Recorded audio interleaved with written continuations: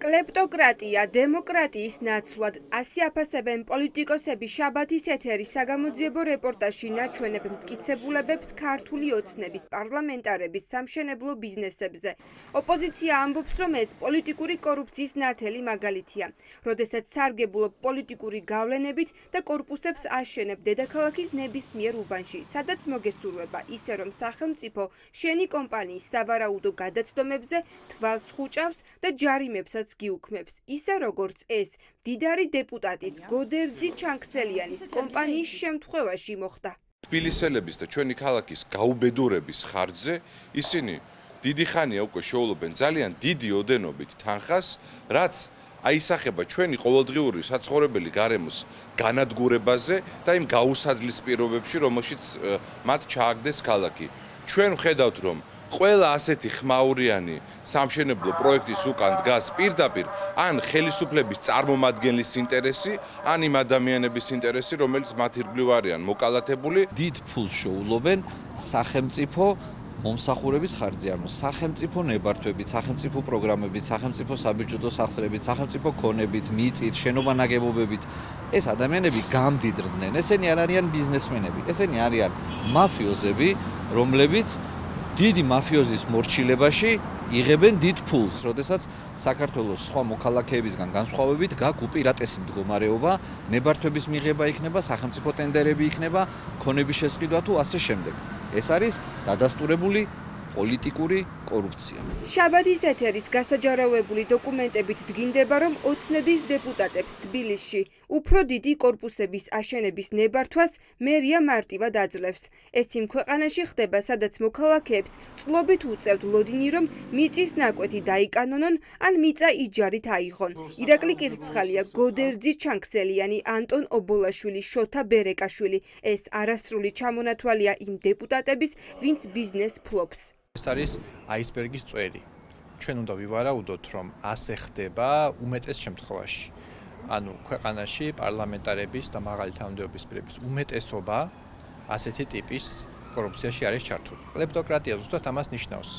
როდესაც მმართველობითი სისტემა არის უკვე სისტემურად კორუფციული, ანუ მიზანი პოლიტიკოსების და პოლიტიკაში და მთავრობაში მყოფი ადამიანების არის არა რაიმე სიკეთის მოტანა ქვეყნისთვის, არამედ პირადი გამდიდრება.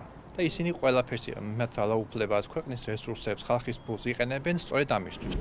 კორუფციის საკითხებში ექსპერტი განმარტავს, რომ კანონის მიხედვით საჯარო მოხელეს აკრძალული აქვს ბიზნეს საქმიანობაში ჩართვა.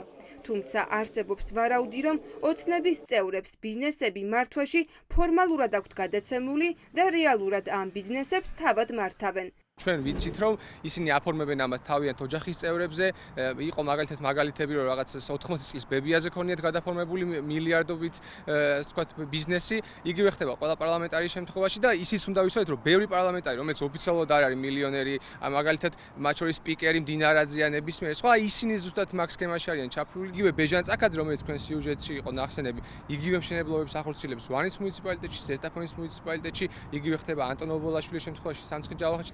აძლევენ ამ პრივილეგიებს და მათი მოვალეობაა მე რა თქმა უნდა შემდგომში რომ ამ მიღებული შემოსავლის ძალიან დიდი წილი როგორც პირდაპირ შევაწირლობა გაუკეთონ პარტიას ასევე შავსალაროში შეიტანონ თანხები და ამით ეს არის ერთგვარი რეჟიმი კვებავს თავის ელიტას და ელიტა კიდე იქით უბრუნებს მე ამ თანხას მაშინ, როდესაც ქვეყანაში არის ძალიან დიდი გაჭირვება და სიღარიბე. პოლიტიკოსები განმარტავენ, რომ პოლიტიკური კორუფცია სამშენებლო ბიზნესში განსაკუთრებულად საშიშია. მაშინ, როდესაც საქმე ისტორიულ უბნებსა და შენობებს ეხება. ოცნების დეპუტატების გამდიდრება თბილისის არქიტექტურული და ურბანული იერსახის დამახინჯების ხარჯზე ხდება. ასე ფიქრობენ ოპოზიციაში მას შემდეგ, რაც საგამოძიებო რეპორტაჟში ნახეს მტკიცებულება, თუ როგორ დაანგრია მე-19 საუკუნით დათარიღებული ისტორიული კედლის ფრაგმენტი ბეჟან წაკაძის შვილის კომპანიამ. ჩვენ პროკურატურაში სარჩელიც კი გვაქვს შეტანილი იმასთან დაკავშირებით, რომ მთელი ეს ნებართვები ამ გრანდიოზულ სამშენებლო პროექტებთან დაკავშირებით გაიცემა რა თქმა უნდა კორუფციული გზით, რა თქმა უნდა აქ ადგილი აქვს სისტემურ პოლიტიკურ კორუფციას და რაც ასევე ძალიან სამწუხაროა და შემაშფოთებელია, ეს ყველაფერი ხდება თბილისის მათ შორის ისტორიული ნაწილის და ჩვენ ეს ვიხილეთ თქვენ სიუჟეტში დამახინჯების ხარჯზე. მგონი არავისთვის სიახლეს არ წარმოადგენს, რომ ჩვენ ვცხოვრობთ კრონიკ კაპიტალისტურ სისტემაში, სადაც ბიზნეს კლანები არიან დალაგებული ხელისუფლებასთან და ერთად შეთანხმებულად ყრფენ ხალხის ფულს.